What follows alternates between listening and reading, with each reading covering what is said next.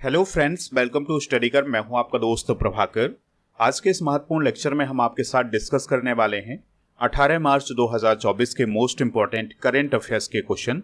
तो आप इस पूरे लेक्चर को बहुत ही ध्यान से लास्ट तक जोड़ देखिएगा। आज का पहला और इम्पॉर्टेंट क्वेश्चन है, प्रसार भारती के नए अध्यक्ष कौन बने हैं? तो प्रसार भारती के अब नए अध्यक्ष बने हैं नवनीत कुमार सहगल। तो इस प्रकार के क्वेश्चन आपके एग्जाम में पूछे जाते हैं, तो आप इस क्वेश्चन को नोट जरूर कर लीजिएगा। तो पूर्व आईएएस ऑफिसर हैं नवनीत कुमार सहगल। तो उन्होंने प्रसार भारती के नए अध्यक्ष के रूप में अपना कार्यभार संभाल लिया है। उन्होंने ए सूर्य प्रकाश का स्थान लिया है। दोस्तों, ए सूर्य प्रकाश ने 2020 में अपना कार्यकाल पूरा कर लिया था, लेकिन उसके बाद से अध्यक्ष का पद खाली था और अब फाइनली नवनीत कुमार सहगल की नियुक्ति अध्यक्ष के रूप में की गई है प्रसार भारती में। प्रसार भारती की बात करें तो यह दूरदर्शन और आकाशवाणी के संचालन की देखरेख में काम करता है। प्रसार भारती का गठन हुआ था नवंबर 1997 को। इसका मुख्यालय कहाँ है? नई दिल्ली में। दोस्तों, हाल ही में की गई कुछ महत्वपूर्ण नियुक्तियां डिस्कस कर लेते हैं। तो अभी हाल ही में राहुल सिंह सीबीएसई के नए अध्यक्ष बने हैं। ज्ञानेश कुमार और सुखबीर संधू चुनाव आयुक्त बने हैं। संजय कुमार सिंह एनएचपीसी लिमिटेड के निदेशक बने हैं परियोजना के। इसके अलावा किशोर मकवाना राष्ट्रीय अनुसूचित जाति आयोग के अध्यक्ष बने हैं। और इसके अलावा एएस राजीव केंद्रीय सतर्कता आयोग के सतर्कता आयुक्त बने हैं। देवेंद्र झाझरिया भारत की पैरालंपिक समिति के अध्यक्ष बने हैं। हरियाणा के सीएम बने हैं नायब सिंह सैनी। और एनएचपीसी लिमिटेड के सीएमडी बने हैं राजेंद्र प्रसाद गोयल। स्लाइस की ब्रांड एम्बेसडर बनी है नयनतारा। बीएसएफ की पहली महिला स्नाइपर बनी है सुमन कुमारी। बिहार के मुख्य सचिव बने हैं ब्रजेश मेहरोत्रा। संसद सुरक्षा के प्रमुख बने हैं अनुराग अग्रवाल। और भारत के नए लोकपाल बने हैं न्यायमूर्ति एएम खानविलकर। तो ये हैं हाल ही में की गई कुछ महत्वपूर्ण नियुक्तियां। आप इस पूरे लेक्चर को बहुत ही ध्यान से लास्ट तक देखिएगा। लास्ट में आपसे एक क्वेश्चन पूछा जाएगा जिसका आंसर कमेंट बॉक्स में देना है। अगर आप चैनल पर पहली बार आए हैं तो सब्सक्राइब कर लें, बेल आइकन भी दबा लें, जिससे आपको समय पर और सबसे पहले नोटिफिकेशन मिल सकेगा। आप हमारा टेलीग्राम चैनल ज्वाइन कर लीजिएगा, इसका लिंक डिस्क्रिप्शन बॉक्स में दिया गया है। इसके अलावा ऐप भी डाउनलोड कर लीजिएगा, इसका भी लिंक डिस्क्रिप्शन में है। तो दोस्तों, ऐप पर आपको paid course, e book, test series, PDF class note और डेली क्विज ये सभी मिल जाएगा। ई बुक की बात करें तो आपको मंथली करेंट अफेयर्स और ईयरली करेंट अफेयर्स की ई बुक मिल जाएगी, हिंदी और इंग्लिश दोनों मीडियम में। इसके अलावा साइंस की ई बुक को भी लॉन्च कर दिया गया है।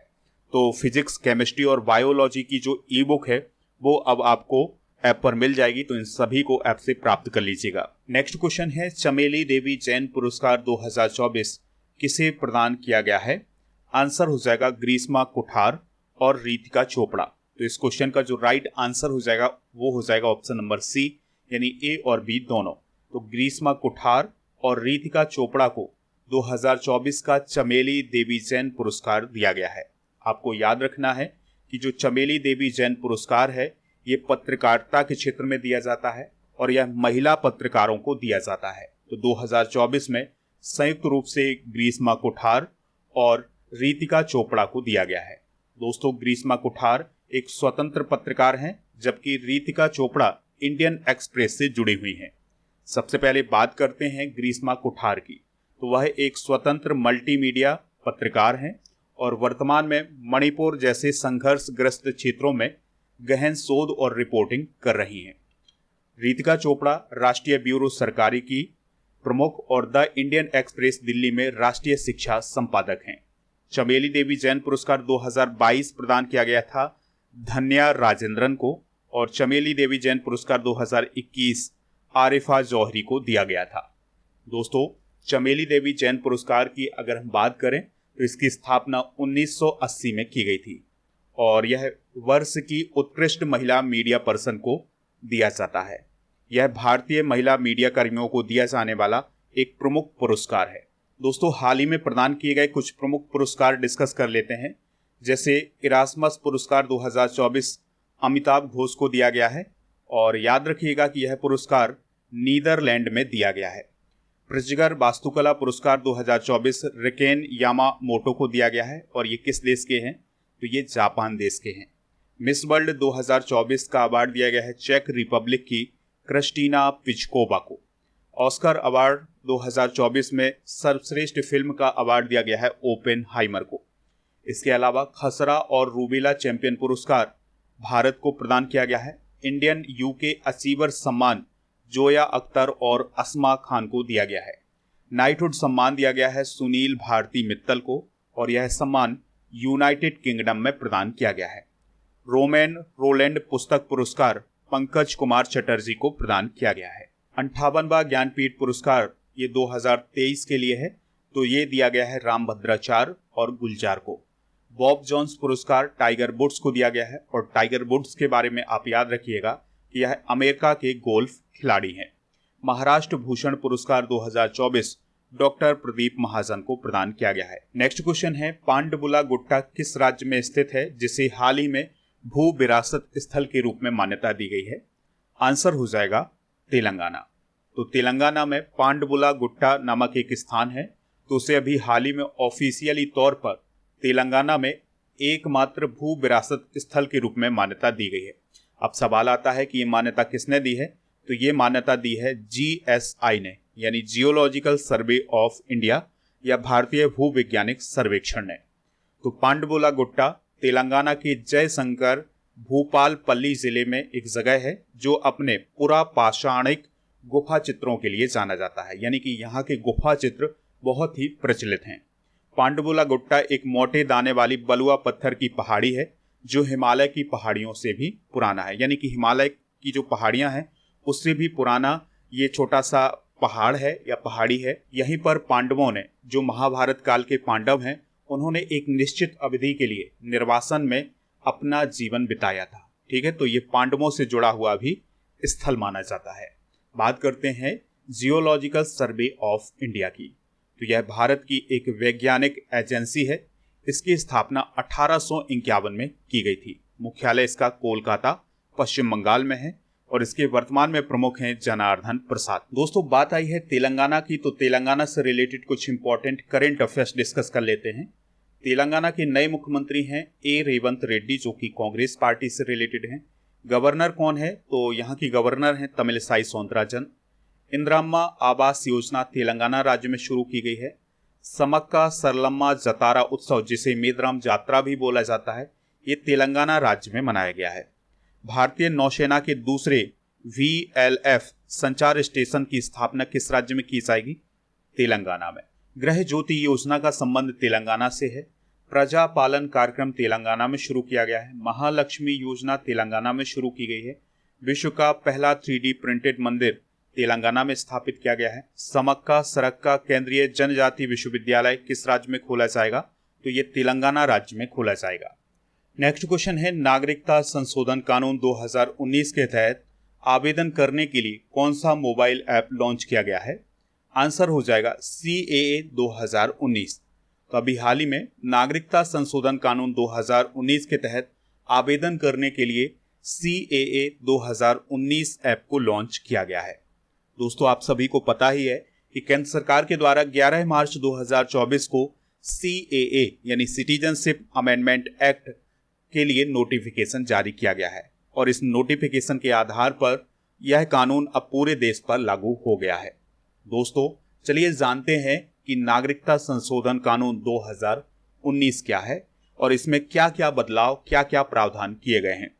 तो सबसे पहले आपको जानना है कि भारत में नागरिकता से संबंधित एक कानून है जिसे भारतीय नागरिकता कानून 1955 बोला जाता है। तो इसी में बदलाव करने के लिए, इसी में संशोधन करने के लिए 2016 में केंद्र सरकार के द्वारा नागरिकता संशोधन विधेयक 2016 संसद में पेश किया गया, जिसे CAB बोला गया। और फिर दोस्तों, इस विधेयक को 10 दिसंबर 2019 को लोकसभा में पास करवाया गया और फिर उसके अगले दिन यानी 11 दिसंबर 2019 को राज्यसभा में पास करवाया गया और 12 दिसंबर 2019 को राष्ट्रपति जी की मंजूरी मिल गई और फिर इसके बाद CAA कानून बन गया। आपको एक पॉइंट और याद रखना है कि जो भारतीय नागरिकता कानून 1955 है, इसमें अब तक 6 बार संशोधन हो चुका है। 1986 में हुआ था, 1992 में, 2003 में, 2005 में, 2015 में और अब 2019 में संशोधन हो चुका है। दोस्तों अब नए कानून में क्या बदलाव किया गया है, क्या नए प्रावधान किए गए हैं, चलिए इसको जान लेते हैं। तो पहले भारतीय नागरिकता पाने के लिए किसी को भी भारत में 11 साल रहना होता था, लेकिन अब जो नया कानून बना है उसमें इस अवधि को घटा करके 6 साल कर दिया गया है। यानी कि अगर किसी को भारत की नागरिकता प्राप्त करनी है तो उसे 6 साल भारत में रहना होगा। पहले ये प्रावधान 11 साल का था, तो ये बदलाव किया गया है। इसके अलावा CAA 2019 में एक महत्वपूर्ण प्रावधान किया गया है। दोस्तों CAA 2019 में ये कहा गया है कि पाकिस्तान, अफगानिस्तान और बांग्लादेश से धार्मिक आधार पर प्रताड़ित होकर भारत आए हुए हिंदू, सिख, बौद्ध, जैन, पारसी और ईसाई समुदाय के लोगों को नागरिकता दी जाएगी अगर वो 31 दिसंबर 2014 से पहले आए हुए हैं भारत। दोस्तों आपको नागरिकता के बारे में ये याद रखना है कि भारतीय संविधान के अनुच्छेद 5 से 11 तक नागरिकता का वर्णन किया गया है। यानी कि नागरिकता से संबंधित प्रावधान अनुच्छेद 5 से 11 तक हैं। हाल ही में लॉन्च किए गए कुछ प्रमुख ऐप डिस्कस कर लेते हैं।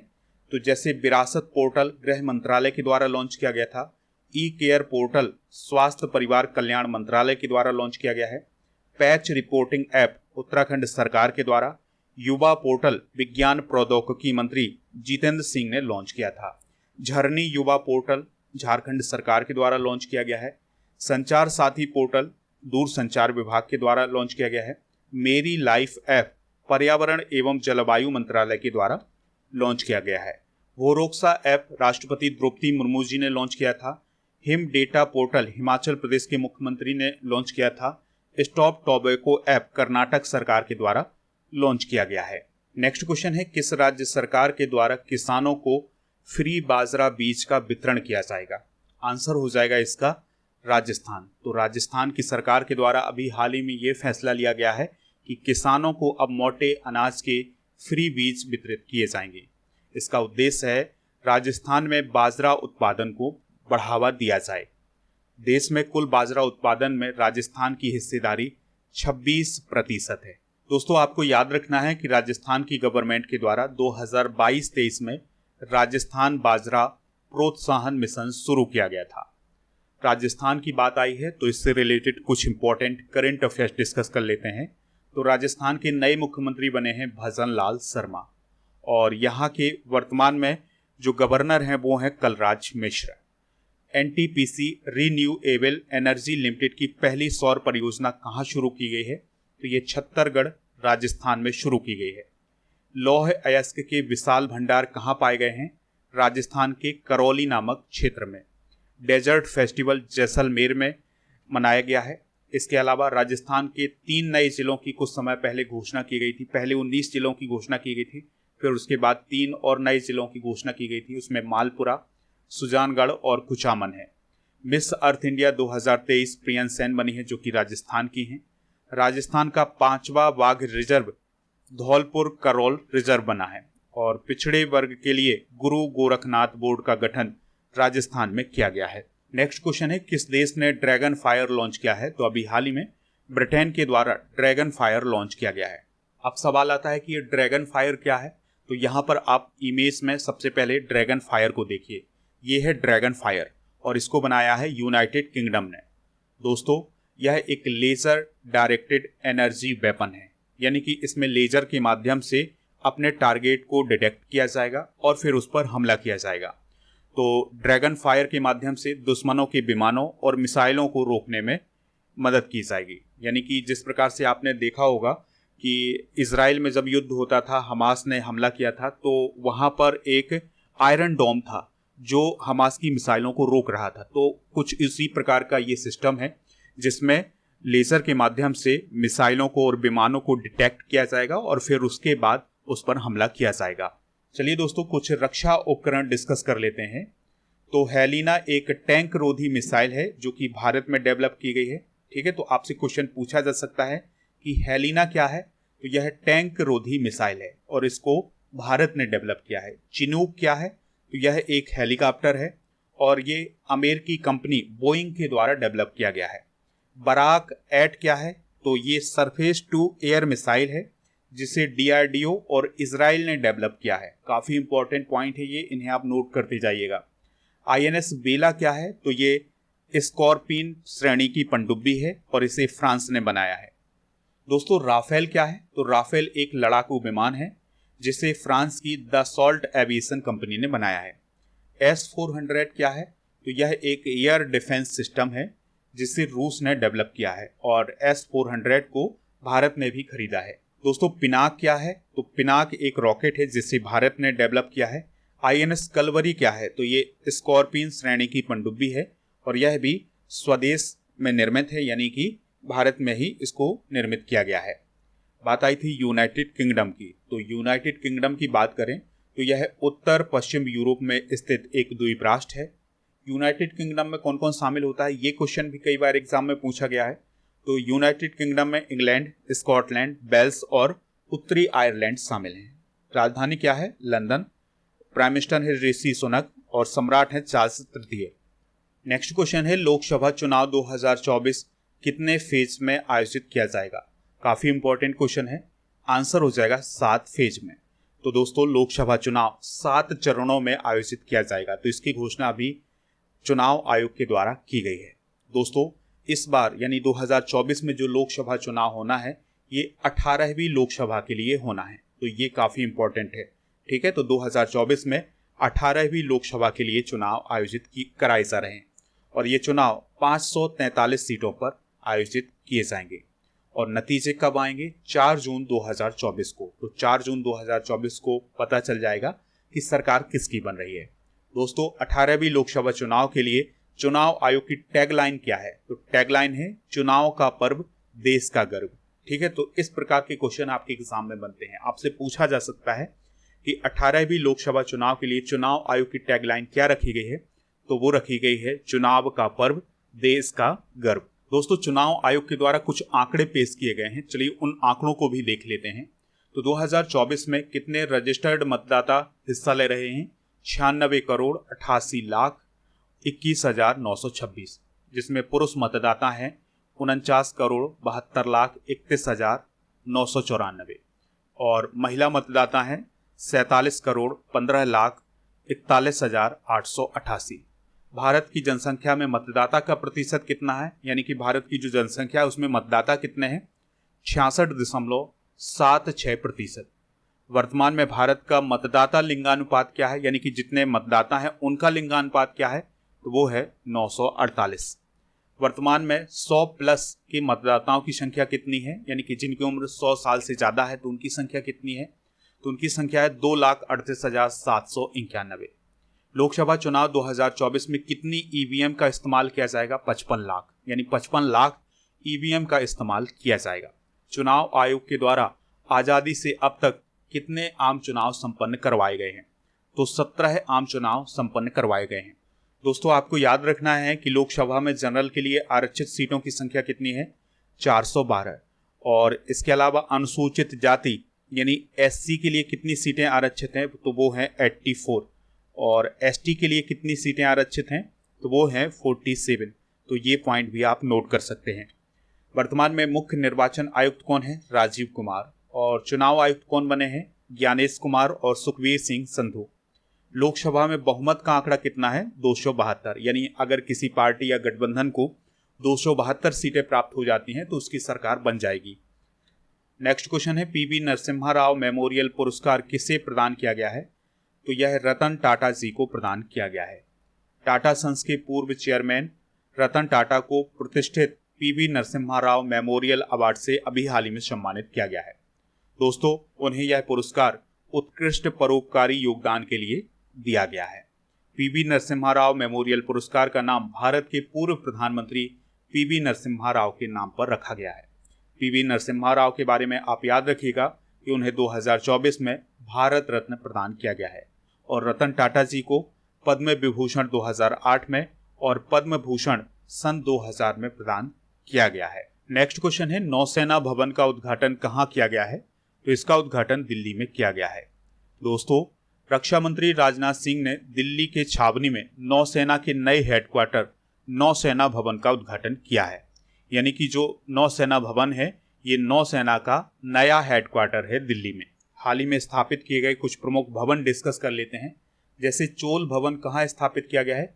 नेवल वॉर कॉलेज गोवा में, पटसन भवन कोलकाता में, कौशल भवन नई दिल्ली में, नया संसद भवन नई दिल्ली में स्थापित किया गया है, विदेश भवन मुंबई में, उड़ान भवन सफदरजंग हवाई अड्डे में दिल्ली में स्थापित किया गया है, जीएसटी भवन अगरतला त्रिपुरा में स्थापित किया गया है और जनगणना भवन नई दिल्ली में स्थापित किया गया है।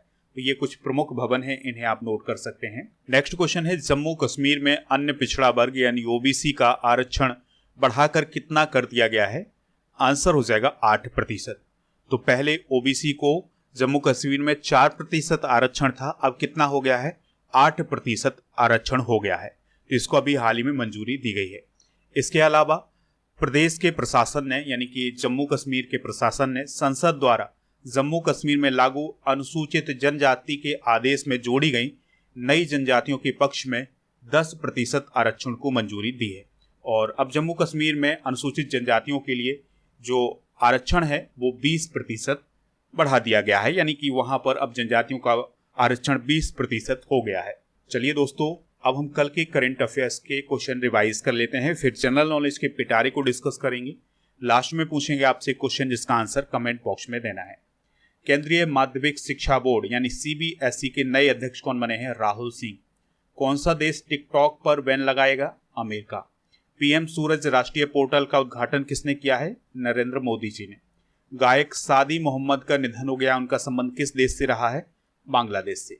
नौसेना अभ्यास कटलेस एक्सप्रेस 24 का आयोजन किस देश में किया गया है? सेशेल्स में। नेशनल वैक्सीनेशन डे कब मनाया जाता है? 16 मार्च को। वैज्ञानिकों ने किस ग्रह पर विशाल ज्वालामुखी की खोज की है? मंगल। भारत के पहले इंडोर एथलेटिक्स कैंप का उद्घाटन कहाँ किया गया है? भुवनेश्वर में। DHL ग्लोबल कनेक्टनेस रिपोर्ट 2024 में भारत की रैंक क्या है? तो भारत की 62वीं रैंक है। डायना स्मृति पुरस्कार से किन भारतीयों को सम्मानित किया गया है? उदय भाटिया और मानसी गुप्ता को। दोस्तों, आज के जनरल नॉलेज के पिटारे में हम प्रमुख क्रिकेट स्टेडियम डिस्कस करने वाले हैं, जैसे अरुण जेटली स्टेडियम नई दिल्ली में है, वानखेड़े स्टेडियम कहाँ है? मुंबई महाराष्ट्र में, मुथैया अन्नामलाई चिदम्बरम स्टेडियम चेन्नई तमिलनाडु में है, ईडन गार्डन कोलकाता पश्चिम बंगाल में है, नरेंद्र मोदी स्टेडियम अहमदाबाद गुजरात में, ये सबसे बड़ा क्रिकेट स्टेडियम है। राजीव गांधी क्रिकेट स्टेडियम हैदराबाद तेलंगाना में है और MCA international stadium Pune Maharashtra में है और M चिन्नास्वामी स्टेडियम बेंगलुरु कर्नाटक में है और Himachal Pradesh cricket association stadium धर्मशाला हिमाचल प्रदेश में है। अब आपको बताना है कि जो इकाना स्टेडियम है ये कहाँ है, ठीक है? तो इसका आंसर आप कमेंट बॉक्स में जरूर बताइएगा।